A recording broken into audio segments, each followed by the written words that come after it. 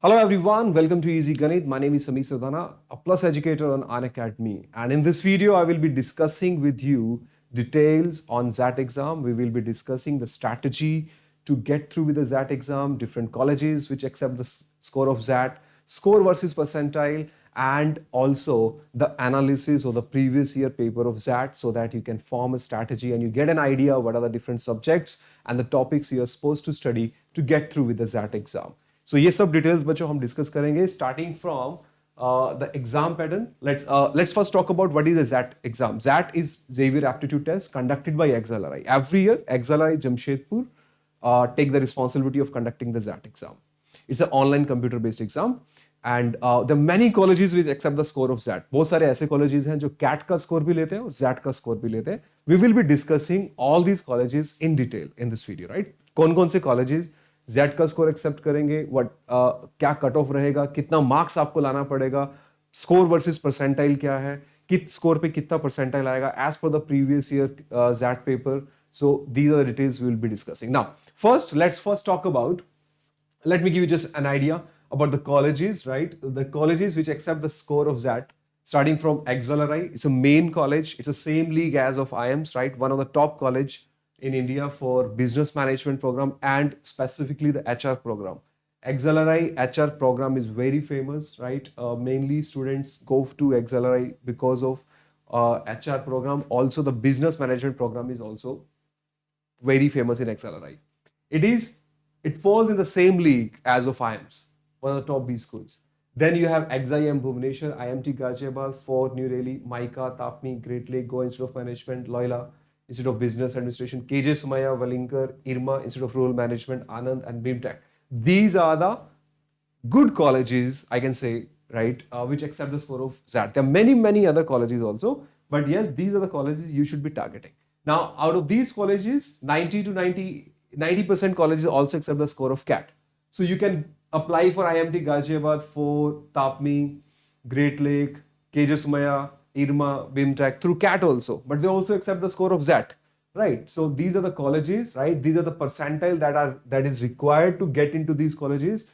Percentile के बारे में हम डिटेल में बाद में डिस्कस करेंगे. अभी के लिए just to give you an idea कौन-कौन से colleges ZAT का score accept करते हैं. Now, the first thing that I would like to talk about is paper structure, right? Paper में क्या-क्या आने वाला है, कौन-कौन से section है, how the ZAT preparation is different from CAT, and कितना टाइम आपको कैट के एग्जाम के बाद जैट के लिए स्पेसिफिकली स्टडी करना पड़ेगा. These are the things that we are gonna talk about. कौन कौन से सेक्शन डिफरेंट है, सिलेबस में क्या डिफरेंट है, how XAT paper syllabus is different from CAT. If you are preparing for CAT, do I need to do something else to get through with the XAT? These are the details we will be discussing. Now ZAT 2022 structure, guys, same as ZAT 2021. Part 1 will be verbal and logical ability with 26 number of questions. Mark per correct answer is 1. Total marks are 26. Decision making, total number of questions are 21. Marks per correct answer is 1. Total marks are 21. Quantitative and data interpretation is a combined section, right? CAT में ये दोनों section different होते हैं. Quant is separate, DI and LR is separate. But here, quant and data interpretation is a combined section. Total number of questions are 28. Marks per correct answer is 1. Total marks are 28. So, total number of questions are 75. सभी में एक ही mark 75. And one important factor is general knowledge. Part 2, right? General knowledge. Now, general knowledge 25 question, 1 question per correct answer 25. Why it is taken as a part 2? Because general knowledge का score जो है, that is not counted for your percentile calculation, right?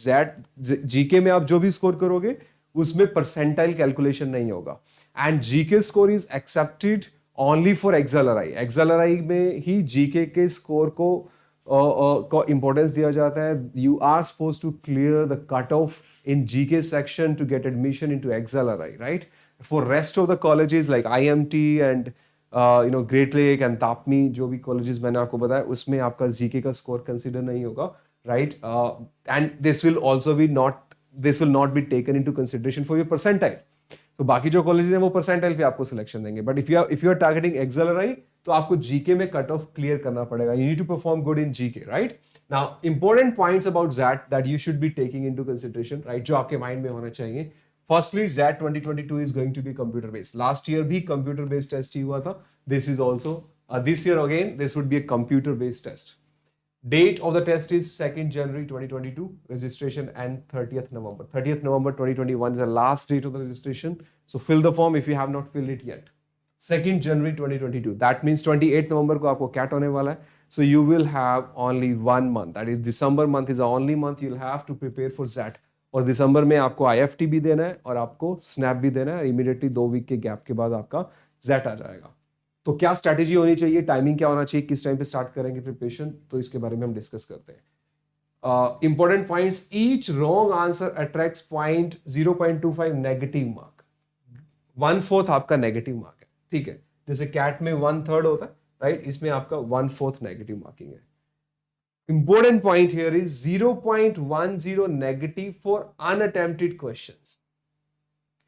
This is very important, right. एक question अगर आपने unattempted छोड़ा तो आपका 0.10 negative भी जाएगा. Unattempted questions negative marking is applicable only after 8 question. मतलब 8 क्वेश्चंस के बाद, if you can leave 8 questions, but if you are leaving more than 8 questions, then whatever number of questions after leaving 8 questions जो आप छोड़ रहे हो, उस पे अनअटेम्प्टेड क्वेश्चंस पे भी आपका 0.10 नेगेटिव मार्किंग जाएगा, right. So it's not that कि आप कट ऑफ के रिक्वायर्ड जितने कॉलेज क्वेश्चंस हैं उतने क्वेश्चंस करो and you will be able to get through the cut off. जो क्वेश्चंस आपके अनअटेम्प्टेड होंगे उस पे भी आपको नेगेटिव मार्किंग जाएगा, right. Now the duration is very very important and it plays a very important role for the strategy of ZAT. ये पूरा strategy आपका change करता है ZAT का paper. This makes it different from CAT. ZAT people want you to attempt complete paper. They want to check your knowledge on different subjects, right? ऐसा नहीं है. It's not that कि questions अच्छे select किए, वही किए और selection हो जाएगा. नहीं, आपके पास 180 मिनट है. That means you can attempt the full paper. 3 घंटे का पेपर है. नंबर ऑफ क्वेश्चन 75 है एंड अनअटेम्प्टेड का नेगेटिव मार्किंग भी है. That means these people want you to attempt the complete paper. They want to check your knowledge on each subject. Now this makes a lot of difference when it comes to the strategy part. Part 1 जो मैंने आपको बताया, part 1 में जिसमें आपके 3 sections होंगे, verbal, decision and quantitative ability, you will be getting 165 minute for this. Now, it's near to 1 hour, near to 55 minutes, 55 minutes for these 26 questions, 55 minutes for decision making, 55 for quantitative and data interpretation. It's not defined, right? It's not that कि 55 minutes का open window होगा. I'm just taking an idea. I'm just dividing the whole time in the 3 different sections. That means आपको 55 minutes भी अगर मैंने verbal and logical ability पे दिए, it's very easy for me to attempt all 26 questions. Even verbal के question में भी आपको अप्रोक्सीमेटली 2 मिनट का टाइम पर क्वेश्चन मिलने वाला है. डिसीजन मेकिंग में ओनली 21 क्वेश्चन है, तो 2 से 3 मिनट हर क्वेश्चन पे डिसीजन मेकिंग पे आप स्पेंड कर सकते हो. दैट मींस आपको पेपर मैक्सिमम अटेम्प्ट करना पड़ेगा. You have to attempt at least 80 to 90% of the paper. You don't have option to leave the questions in that because 3 घंटे का टाइम है, बहुत ज्यादा टाइम है. बाकी आप 30-40 क्वेश्चंस करके करोगे क्या, राइट? बाकी टाइम आप क्या करोगे, right? So you'll have to attempt the complete paper. This is also what the examiner want, and that's the reason they are giving the negative marking for unattempted question. जो second section होगा GK का, which is specifically for XLRI, right? There would be a 15-minute time given to you for GK section. There is no sectional time limit. Second section का जो GK है, जो first part में जो 3 section थे उसको कोई सेक्शनल लिमिट नहीं दिया हुआ है. 15 minute for section 2, right? GK के लिए आपको ओनली 15 मिनट्स मिलेंगे जिसमें आपको ये नंबर ऑफ क्वेश्चंस अटेम्प्ट करना है. So there is a separate time for GK. It's not that कि आपको 180 में से इसमें 20 मिनट या 25 मिनट सेपरेट रखने हैं. आपको 15 ही मिनट मिलेंगे जीके का सेक्शन अटेम्प्ट करने के लिए और आपको रिक्वायर्ड कट ऑफ क्लियर करनी पड़ेगी if you are targeting XLRI. Percentile में जीके का कोई रोल नहीं है, right? GK score will not be counted for percentile. It's an objective test. Each question has 5 responses, not like CAT. CAT में generally 4 responses आते हैं. ZAT के questions में 5 responses मिलेंगे. GK section is not included for the percentile calculation. These are the important points that you need to know. Now, once you get to know how you should be preparing for ZAT, क्या syllabus में different आएगा? You can see that one section is completely different from CAT, and that is decision making. किस तरह के questions आते हैं decision making में? We will be discussing about that, and I'll also be uploading video on the channel on decision making for ZAT paper, guys. Okay. Now, I'm taking the analysis of the previous year ZAT paper so that you get a complete idea. Right. Will talk about कि paper में आता क्या है, syllabus क्या है, फिर then will talk about कितने marks चाहिए, and then will talk about कि क्या स्ट्रैटेजी होनी चाहिए, कितने नंबर ऑफ क्वेश्चंस आपको अटेम्प्ट करना है पेपर में, क्या प्रिपेयर करना है, 1 मंथ को कैसे यूज करना है आफ्टर कैट, और कैट से कितना इसका प्रिपरेशन डिफरेंट है. See guys, if I look at the previous year CAT paper question, XAT paper question 2021 में जो पेपर आया था बच्चों, क्वांटिटेटिव एबिलिटी का, जिसमें टोटल 28 क्वेश्चन थे और इस साल भी 28 क्वेश्चन आने वाले हैं. अलजेब्रा एंड फंक्शंस, राइट, जिसमें 3 क्वेश्चंस आए थे और तीनों के क्वेश्चंस लॉग और फंक्शन से ही थे, right. And 1 question was of inequality, 1 question log का, 1 क्वेश्चन फंक्शन का, and there was a 1 question of inequality also. तीनों क्वेश्चंस का लेवल ऑफ डिफिकल्टी इजी भी नहीं है, मॉडरेट भी नहीं है, ऐसे difficult level, tricky questions, right. बहुत अच्छी नॉलेज होगी जिस बच्चे को लॉग की, फंक्शन की और इनइक्वालिटी की, वही बच्चा उस क्वेश्चन को कर पाएगा. दैट मीन्स ओनली बेसिक से काम चलेगा क्या, लाइक कैट नहीं चलेगा, राइट. जैट के लिए प्रिपेयर कर रहे हैं, पूरा डेप्थ में कॉन्सेप्ट पता होना चाहिए. That's and you will see that in rest of the question the same, there is the same scenario. Number system 2 questions, not easy, moderate level of difficulty questions, right. और direct ऐसा नहीं, remainder theorem पे कोई question नहीं है, divisibility rule पे direct कोई question नहीं है, no direct question on LCM HCF, right. Theoretical questions on number system, miscellaneous number system questions, right. Moderate level of difficulty पे, जिसमें आपका क्लासिफिकेशंस अच्छे से पता आपको होना चाहिए, नंबर्स की पहचान अच्छे से होनी चाहिए. You should be good with the numbers to solve this question. Basic definition of number system clear होनी चाहिए माइंड में, तभी जाके आप दोनों क्वेश्चंस हैंडल कर सकते हो, राइट. ज्योमेट्री के 4 question, right. Now one thing I would like you to note down here is that algebra 3 and geometry 4, advance math का इंपॉर्टेंस ज्यादा है. ज्योमेट्री में 4 क्वेश्चंस हैं, 2 मॉडरेट लेवल ऑफ डिफिकल्टी पे और 2 बहुत अच्छे लेवल के क्वेश्चंस, बहुत डिफिकल्ट लेवल के questions. That means only basic से काम नहीं चलेगा. जैसे कैट के अंदर 5 क्वेश्चंस अगर ज्योमेट्री में आ रहे हैं तो 2 या 3 क्वेश्चंस बिल्कुल बेसिक्स, डायरेक्ट थ्योरम बेस्ड होते हैं generally. But here in that, right, you have 4 questions, उसमें से 2 डिफिकल्ट है, 2 मॉडरेट लेवल ऑफ डिफिकल्टी में. दैट मींस ज्योमेट्री की इन डेप्थ नॉलेज होना जरूरी है. अरिथमेटिक में there were questions of interest and TSD. Mainly 2 question TSD का था, 1 क्वेश्चन इंटरेस्ट का था, 1 मिसलेनियस अरिथमेटिक टाइप का क्वेश्चन. 4 क्वेश्चंस अरिथमेटिक के आए, जिसमें 2 इजी एंड 2 मीडियम. दो interest question was very easy, 1 question of TSD was very easy, right. बाकी के 2 question medium level of difficulty पे थे. तो आपको easy word through out the level of difficulty सिर्फ एक ही जगह मिलेगा, and that is in arithmetic. Logarithm, okay, log का हम ऑलरेडी डिस्कस कर चुके हैं बच्चों, राइट. एक क्वेश्चन आया था अच्छा डिफिकल्ट लेवल का, वो मैंने अलजेब्रा के अंदर इंक्लूड कर लिया. There was a 1 question of clock guys, एक क्वेश्चन क्लॉक का भी आया था. प्रोबेबिलिटी का 1 question moderate level of difficulty पे, क्लॉक का 1 question difficult level, maximum minima type का क्वेश्चन था क्लॉक का, बहुत अच्छा. और एक मैजिक स्केयर का भी आया था. मैजिक स्केयर वैसे डीएलआर का, बट इसमें number based magic square type question था, अच्छा क्वेश्चन, राइट. अलजेब्रा भी इसके अंदर यूज हो रहा था मॉडरेट लेवल ऑफ डिफिकल्टी पे. Clear? So this is the okay. Quantitative ability के साथ आपका डेटा इंटरप्रिटेशन भी आता है, right. It's not just the quantitative ability, data interpretation is also combined with quantitative ability. So quantitative ability में total 28 question, 4 3 7 2 9, 13 14 15 16, right. बाकी 3-4 questions इसमें miscellaneous भी रहते, राइट. 3 और 4 टाइप, जिसका कैटेगरी, जिनको कैटेगराइज करना किसी पर्टिकुलर टॉपिक में is not possible.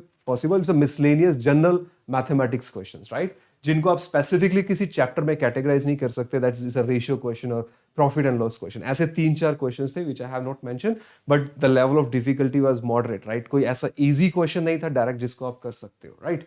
So this is a structure of 19 question plus there was a 9 question of data interpretation. अभी data interpretation में जो 9 questions आए last year, उसमें एक था data table based on the percentage concept, level of difficulty moderate.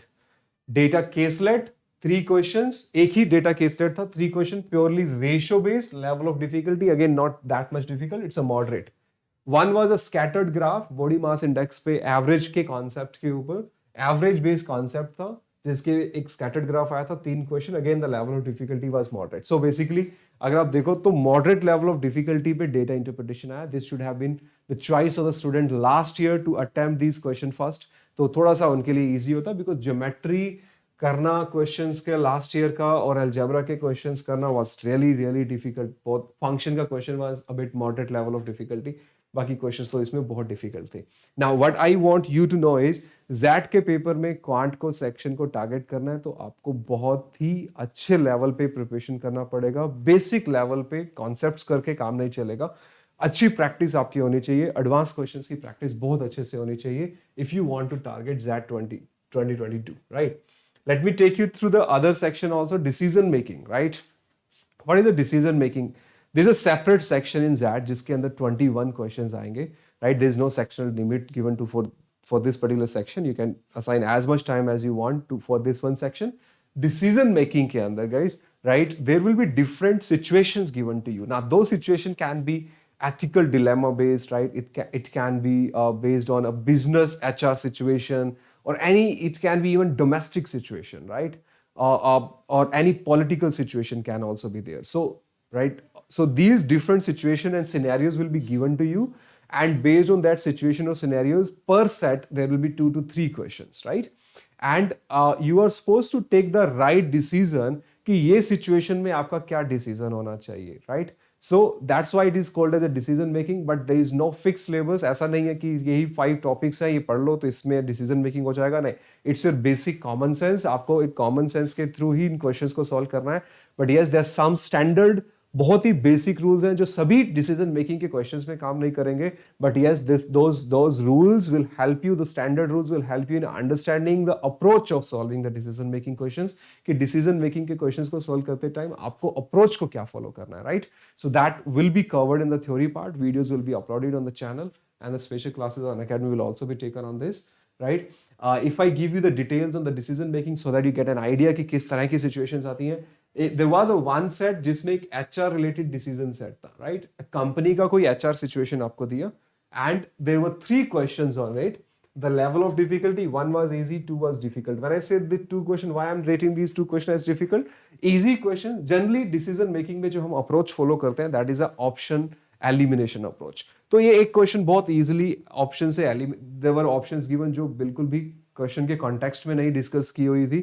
So that question was very easy to solve. But 2 difficult question. There are also some question in decision making जिसमें instead of just picking one right option आपको सभी options का order बताना होता है कि which option is most relevant और suitable for this particular given situation.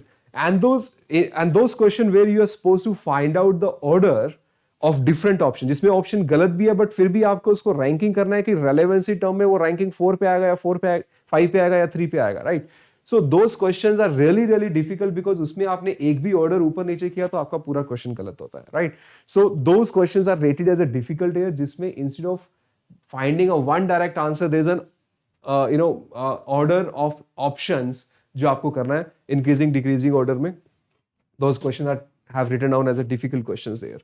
Family business related situation was given. एक सेट किसी फैमिली बिजनेस रिलेटेड कुछ आया था, राइट, जिसमें 3 क्वेश्चंस थे. So total there were 7 set, you can say that. जैसे data interpretation में सेट आते हैं, डिसीजन मेकिंग में भी इंडिविजुअल क्वेश्चंस नहीं आए थे, it was set based, right. 7 set, पर set 3 question. Family business related सारे तीनों क्वेश्चन वही फैमिली बिजनेस रिलेटेड पे डिफरेंट सिचुएशंस दी हुई, but the set was related to some family business. तीनों क्वेश्चन क्वाइट इजी, कोई भी ऑर्डर बेस्ड क्वेश्चन नहीं था. ऑप्शन एलिमिनेशन से तीनों क्वेश्चंस हो रहे थे. One set was based on business strategy. Some business strategy was mentioned and again in that business strategy question अलग-अलग सिचुएशन बना के आपसे 3 क्वेश्चंस पूछे हुए थे. फैमिली रिलेटेड सिचुएशन, कोई भी एक फैमिली रिलेटेड सिचुएशन दे दिया, डोमेस्टिक इश्यूज पे कोई भी आपको एक सिचुएशन दिया and the examiner want to check how would you take decision in this particular situation. Social media related कोई एक सिचुएशन भी दिया था, उस पे भी 3 क्वेश्चंस थे. लेवल ऑफ डिफिकल्टी तीनों questions difficult, order based question थे. There was a one set on village community related situation, right. 3 questions, 2 easy 1 moderate. Media and brand image related question एक सेट आया था जिसमें 3 क्वेश्चन थे, 1 easy 2 moderate. So I guess you get an idea कि इसका कोई fix syllabus नहीं है. इट्स नॉट दैट कि एथिकल डिलेमा के क्वेश्चंस कर लिए, एचआर बेस्ड क्वेश्चन कर लिए, कहीं से भी आ सकता है, right. There can be thousands of situation, right. All you have to do is just do previous year questions. The best source to prepare the decision making question of XAT is to go through the previous year XAT paper question. आपको बहुत ज्यादा question मिल जाएंगे. ज़ैट का paper यही सालों से conduct हो रहा है. अगर आप लास्ट के 10-15 ईयर्स के ज़ैट के पेपर के डिसीजन मेकिंग के क्वेश्चंस भी करोगे तो you will get A complete idea कि डिसीजन मेकिंग के क्वेश्चंस को अप्रोच किस तरह से करना है. Okay.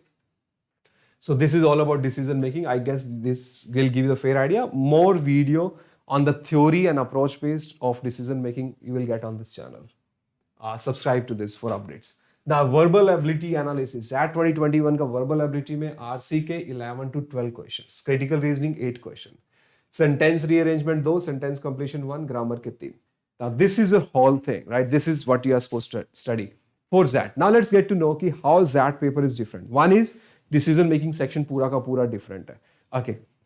It required a sense of critical reasoning. जिस तरह से critical reasoning के questions आप करते हो, जो approach आप critical reasoning में follow करते हो, that same kind of approach will be used in decision making. But yes, theoretically those questions will be much different from critical reasoning based, right? ये situation based questions होंगे ज़्यादा, right? और business और family and related, political situation related would, right? कुछ भी situation based आ सकते हैं, right? And her set में 3 questions होंगे. So decision making के लिए कितना टाइम चाहिए प्रिपेयर करने का? Do we need to prepare it now? You will have sufficient time once you are done with the CAT. आप decision making उसके बाद भी कर सकते हो. रेगुलर बेसिस पे, डेली बेसिस पे आप 8 to 10 क्वेश्चन डिसीजन मेकिंग के प्रैक्टिस करोगे प्रीवियस ईयर क्वेश्चन में, तो डिसीजन मेकिंग सेक्शन आपका इजीली प्रिपेयर हो जाएगा, राइट? और you can start doing it 1 month before also. CAT November के मंथ में भी आप थोड़ा बहुत डिसीजन मेकिंग प्रिपरेशन स्टार्ट कर सकते हो. बट ऐसा कुछ इसका सिलेबस नहीं है कि 1 month में सिलेबस नहीं हो सके, राइट? इट्स नॉट दैट कि आपको ज्योमेट्री पूरा कंप्लीट करना है फॉर दैट, राइट? वो तो आपने कैट में ऑलरेडी किया हुआ है. इट्स नॉट लाइक कि आपको पूरा 30 या 40 डेज का टाइम पीरियड चाहिए तब जाके उसका सिलेबस खत्म होगा, राइट? इसका syllabus is not fix, is just a practice and exposure to the type of question of decision making. तो कैट के बाद आप कर सकते हो, कोई प्रॉब्लम आपको आएगा नहीं. वर्बल एबिलिटी में आरसी आप ऑलरेडी कर रहे हो, कैट में क्रिटिकल रीजनिंग आप ऑलरेडी कर रहे हो, तो कुछ इसका सेपरेट करने के लिए जरूरत नहीं है जैट के लिए. सेंटेंस रीअरेंजमेंट आप कर रहे हो, सेंटेंस कंप्लीशन भी आपने किया होगा. ग्रामर में जनरली कैट के क्वेश्चन नहीं आते, बट आपने ऑब्वियसली ग्रामर डेफिनेटली कैट के लिए प्रिपेयर किया होगा, तो जैट के लिए भी आपका ऑटोमेटिकली प्रिपेयर्ड है.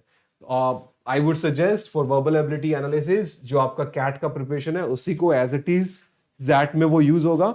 बट जैट के सारे प्रीवियस ईयर के क्वेश्चन, एटलीस्ट लास्ट 10 ईयर के वर्बल एबिलिटी और आरसी के सारे क्वेश्चंस आप करके जाइए. इसका level of difficulty is as good as CAT. XAT में वर्बल एबिलिटी का लेवल ऑफ डिफिकल्टी कैट के इक्विवेलेंट ही रहने वाला है, लेकिन जैट के प्रीवियस ईयर के सारे क्वेश्चंस आपको करने चाहिए. That would be the best source to prepare for XAT verbal ability. बाकी कोई भी content you will never be able to differentiate कि मोर रेलेवेंट है कैट के या मोर रेलेवेंट है जैट के.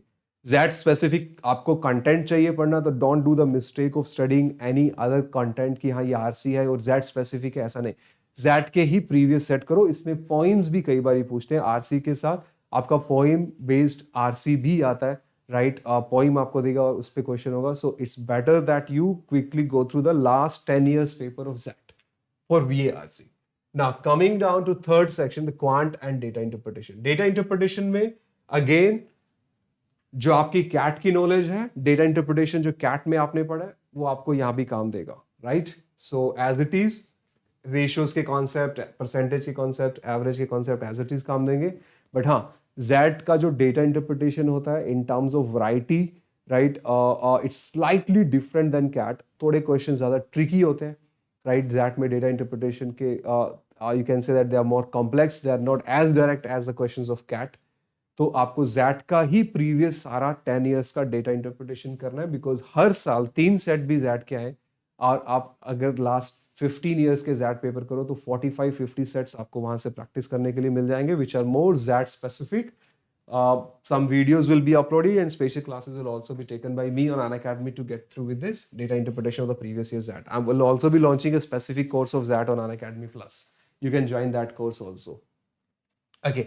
Now, quant में कुछ डिफरेंट करने का जरूरत है क्या? Again, if you look at the topic wise concepts, right? Topic wise सब कुछ सेम है. No new topics that you are supposed to study, right? Probability जो हम जनरली कैट में बच्चे अवॉइड करते हैं, बट जैट में हर साल प्रोबेबिलिटी पे क्वेश्चन आता है. सो प्रोबेबिलिटी आप कर लेना. प्रोबेबिलिटी का इजी क्वेश्चन अगर आएगा तो वो आपको लीव नहीं करना है.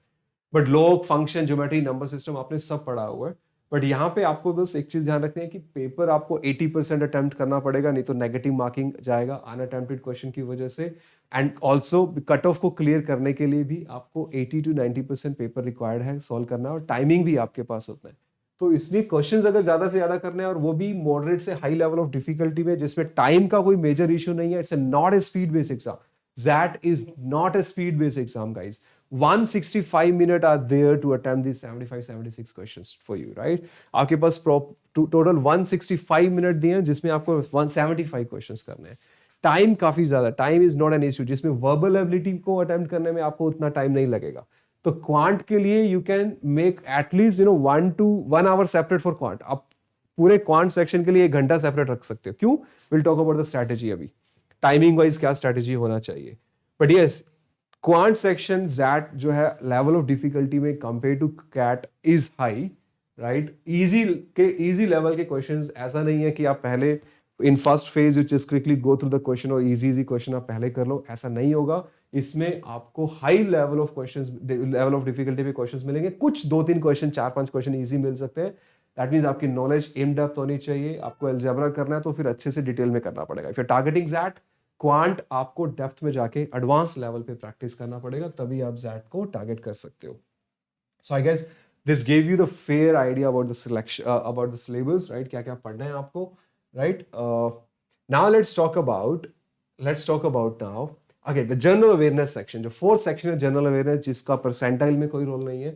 25 क्वेश्चन जनरल अवेयरनेस में आता है, जिसमें mainly static GK based questions होंगे. You will find static GK based questions, काफी सारे static based GK questions covering books, geography, art, form of state, history and etcetera, right. Current affairs questions based on science and technology, economic and general terms, right. ये last year का paper का pattern है. इसका level of difficulty moderate है. आपको last 6-7 months के current affairs और you can से लास्ट 1 ईयर का करंट अफेयर्स आप पढ़ के जाओ. और स्टैटिक बेस्ड जीके आपको अच्छे से करना पड़ेगा अगर आपको जीके में कट ऑफ निकालना है. And if you are targeting XLRI, तो इस सेकंड वाला पार्ट आपको डेफिनेटली क्लियर करना ही पड़ेगा बच्चों. Okay, now if you talk about the score versus percentile, right. 95 plus पे जनरली सभी कॉलेजेस से कॉल आ जाता है, right. If you look at this, XLRI 95 plus पे कॉल करेगा. आपका जीके में कट ऑफ क्लियर होना चाहिए. XIMB 90 पे करता है. बाकी ये सब कॉलेज 80-85 के अराउंड आपको सभी कॉलेजेस से कॉल आ जाता है, right. MICA and all that, right. I'll make a separate video for MICA. MICA CAT का भी स्कोर लेता है, जैट का भी लेता है. This is for the first phase. और सेकंड फेज में माइका अपना खुद का एग्जाम कंडक्ट करता है. So will talk about MICA in a separate video. Okay, so ये सब कॉलेजेस आपको डेफिनेटली 90 प्लस पे मिल जाएंगे, एक्सएलआरआई 95 प्लस पे. सो जो मेरा टारगेट स्कोर होना चाहिए जैट में, right, the score that I want to target in XAT is this much, right. 95 plus अगर मेरे को जाना है तो 35 प्लस परसेंटाइल जाना है. And to be on the safe side, अगर आपको थोड़ा एक एडवांटेज चाहिए स्कोर की वजह से, तो 40 से 41 का मार्क. ना 40 मार्क्स अगर आपको जैट में टारगेट करना है, that means you need to correct 40 questions. 165 minutes में 40 क्वेश्चंस आपको करेक्ट करना है आउट ऑफ 75. अभी वो कैसे हो सकते हैं? How you should B, what should be the marks you should B targeting? कोई एक स्पेसिफिक सेक्शन को टारगेट करके कर सकते हो क्या paper clear? I guess VARC will play a very important role here. VARC आपका बहुत इंपॉर्टेंट रोल प्ले करेगा. आपकी एक्यूरेसी VARC में बहुत इंपॉर्टेंट रोल प्ले करेगी, क्योंकि क्वांट सेक्शन और DA सेक्शन रहता है टफ, राइट. सो 165 मिनट, राइट. अब इसमें कोई फंडा नहीं है कि आपको क्वांट में 60 मिनट्स देने, right. You will have to set aside at least 60 minutes for quant. Quant is actually very difficult paper, तो बहुत ज्यादा टाइम क्वांट को नहीं दे रहा है. इट्स नो दैट कि पूरा आप 1.5 घंटा क्वांट में दो कि सारा क्वांट सॉल्व करो, नहीं हो पाएगा. क्वांट का क्वेश्चंस का लेवल ऑफ डिफिकल्टी आप एक बार देख लीजिएगा. It's not that easy, right. So 60 minute, I would say that कि क्वांट में 60 मिनट्स देके अगर आप 16 क्वेश्चन यहाँ से सही करते हो, that's a very good attempt. तो 16 questions, 60 minutes, it's approximately 4 minute पर क्वेश्चन. एक क्वेश्चन पे 4 मिनट देने के बाद भी आपको 16 क्वेश्चंस सॉल्व करने हैं, right. Only 16 question in 1 hour. Very easy, right. But yes, आपका नॉलेज प्रॉपर होना चाहिए, ढंग से होना चाहिए. आपको इसमें बहुत ज्यादा फैमिलियर क्वेश्चंस नहीं मिलेंगे, right. SNAP, IFT, XAT, SNAP, IFT और कैट में क्या रहता है कि क्वेश्चन जब आप क्वांट के करते हो तो आपको you find most questions are familiar, कि ये क्वेश्चन कहीं ना कहीं देखा है. जैट में ऐसा होने के चांसेस बहुत ही रेयर है, बहुत कम है, राइट. आपको फैमिलियर क्वेश्चंस नहीं मिलेंगे, न्यू टाइप के क्वेश्चंस मिलेंगे और लेवल ऑफ डिफिकल्टी अच्छा खासा होगा. 60 मिनट में 16 क्वेश्चंस का आपका टारगेट होना चाहिए. और अगर कोई बच्चा वीक है क्वांट में तो मिनिमम 12 क्वेश्चंस तो आपको इसमें चाहिए, नहीं तो आपका ओवरऑल 40 मार्क्स नहीं रीच करेगा. Now out of 40, 16 marks are here, right? I'm supposed to get 24 more marks. Now your accuracy in these two matters a lot. Now in verbal and logical ability, you can attempt every question, right. It's not that कि आप verbal ability का कोई question कर रहे हो, आपको idea नहीं लग रहा है कि क्वेश्चन का आंसर क्या होगा, right. But problem is the accuracy part, कि आपका एक्यूरेसी कितना परसेंटेज आ रहा है. और decision making is also same. It's not that कि आप doing a decision making question but I am not able to recall the concept कि इस क्वेश्चन का आंसर क्या आएगा. इट्स नॉट लाइक ज्योमेट्री और arithmetic, right. Decision making is simply a situation given. You will definitely be able to understand the situation and you are supposed to answer. Now, the problem is accuracy, right? Accuracy कितना आ सकता है? Generally, अगर previous trend देखो, तो 21 में से आप easily 10 questions को target कर सकते हो. 10 question out of 21 is not difficult at all. Getting those 10 questions correct is definitely easy. अगर आप रेगुलर प्रैक्टिस करके जाओ तो 10 क्वेश्चन प्लस आप कहीं भी सही कर रहे हो, that means it is good, right. ना 26 रेस्ट ऑफ द 14 क्वेश्चन. अभी वर्बल एबिलिटी में से 26 में से 14 क्वेश्चंस करने हैं आपको, right. Now if I talk about the time, 60 minutes quant के लिए I will be left with okay 60 minute यहाँ पे दे दो, और अगर आप 60 मिनट्स यहाँ भी दे दो, राइट. 60 मिनट्स यहाँ पे 120 and decision making you can keep 45 minute, because आपको 10 क्वेश्चंस ही करने हैं सही, right. Now keep this in mind, just maintain the accuracy. 45 minute में 10 क्वेश्चन करना कोई बड़ी बात नहीं है, राइट. पर क्वेश्चन आप 4 to 5 मिनट्स दे सकते हो. But the problem is negative questions को लीव करने पे भी आपको नेगेटिव मार्क होगा. But instead of getting -0.25 it's better that कि आप -0.1 स्कोर करो. जो क्वेश्चंस पे आप श्योर नहीं हो, और वैसे भी नेगेटिव मार्किंग 8 क्वेश्चंस के बाद काउंट होगा. 8 क्वेश्चंस तक आप क्वेश्चंस लीव कर सकते हो, राइट. सो 45 मिनट में आपका 13-14 का अटेम्प्ट है, और 10 क्वेश्चंस के अराउंड आप डिसीजन मेकिंग में सही कर रहे हो. That's a good attempt, right. Verbal and logical ability would be a deciding factor, because आपको इसमें 50% पेपर सही करना है, राइट. 14 क्वेश्चन, जितने 14 मार्क्स अगर मेरे को लाने हैं तो एटलीस्ट 18 क्वेश्चन मेरे को सही करने पड़ेंगे. 18 सही करोगे, बाकी 6-7 क्वेश्चंस अगर आपके गलत भी होते हैं तो still you will be getting a marks equal to 14. Now this will take you to 40 marks. 16 here, 10 here, 14 here. This will give you total 40 marks, and this is how you can get 99+ percentile. GK तो आपको सिर्फ पढ़ के जाना है, cut off clear करना है, right. उसमें एक्सेलरी का कट ऑफ आपको क्लियर करना है, बहुत ज्यादा कट ऑफ नहीं होता है. 25 में से अगर आप 10-12 क्वेश्चंस भी सही करोगे, that means you are good to go, right. Percentile इसमें काउंट नहीं होने वाला है. Okay, so I guess this give you the whole strategy part, right? 60, 60, 120 plus 45, 65 minute. इसका 15 मिनट सेपरेट होने वाला है आपका, right? And let me just quickly take you through the percentiles of different colleges also, right? एक्सेलराई का BM जो program है, मतलब business management का प्रोग्राम है, मेल कैंडिडेट के लिए वर्बल में मिनिमम 76 परसेंटाइल, डिसीजन में मिनिमम 74, क्वांट में 83, ओवरऑल आपको 94 प्लस है, right. With a good academic profile you can definitely get a call from XLRI, right. Female candidate के लिए this is a bit lower, 70 percentile. Female candidate have an advantage here. Decision making 70, quant 75, overall 92. Good to go for XLRI. And for category students, SC and ST, right, 65 and 60. That also accept the score of GMAT. XRI also accept the score of GMAT. GMAT में अगर 730 score है तो आप XRI BM से आपको call आ जाएगा. So this is the cutoff, guys, right? So sectional wise cutoff भी maintain करना है. The important point here is it's not that कि decision making पूरा छोड़ दिया, नहीं, फिर आपको कॉलेज XRI से कॉल नहीं आएगा. There's a minimum percentile, right, that you are supposed to get in decision making. So sectional cutoff is must. Quant का सेक्शनल कट ऑफ भी है आपका, राइट. मिनिमम आपको 83 परसेंटाइल लेके आना पड़ेगा. Similarly for HR program, business management is separate cut off, HR का separate. Verbal में 80 for male engineering students, right. ठीक है. Decision making 75, quant 80, overall 93 percentile. And similarly female का सेपरेट है. मेल नॉन इंजीनियर का लिए 90 परसेंटाइल का cut off है. एक्सेलराई का engineering cut off is more. Students who are doing engineering, BTech graduates, male graduate, आपको 93 पे कट ऑफ है, और नॉन इंजीनियरिंग का 90 पे कट ऑफ है. इंडिविजुअल सेक्शन वाइज कुछ ज्यादा डिफरेंस नहीं है. Female non engineering 75, 68, 62 and 87, and this is category SC 65, ST 55, GMAT 7 और 10 फॉर HR प्रोग्राम, राइट. सो बाकी जो कॉलेजेस है उसका मैंने आपको ऑलरेडी आइडिया दिया था कि सब 90 प्लस पे अगर आप हो तो एक्सेलराई में आपको जो अच्छे कॉलेजेस है सबसे डेफिनेटली कॉल आ जाएगा. मेन जो प्रोग्राम एक्सेलराई HR और एक्सेलराई आपका बिजनेस मैनेजमेंट का प्रोग्राम है, उसमें सेक्शन वाइज कट ऑफ और ओवरऑल कट ऑफ क्लियर करना पड़ेगा, और एक्सेलराई के लिए GK भी क्लियर करना पड़ेगा. So this is all about that. So we talked about the paper pattern, strategy, cutoff versus percentile, score versus percentile. These are the points that we have already covered. And paper के preparation की क्या strategy होनी चाहिए वो भी हम discuss कर चुके हैं. I hope this give the complete idea about that exam. Right, in the upcoming videos I will be uploading the content on decision making as well as more relevant material for students who are going to target SAT exam. Thank you so much for watching the video. Please subscribe to the channel and share it with all of your friends. Thanks a lot.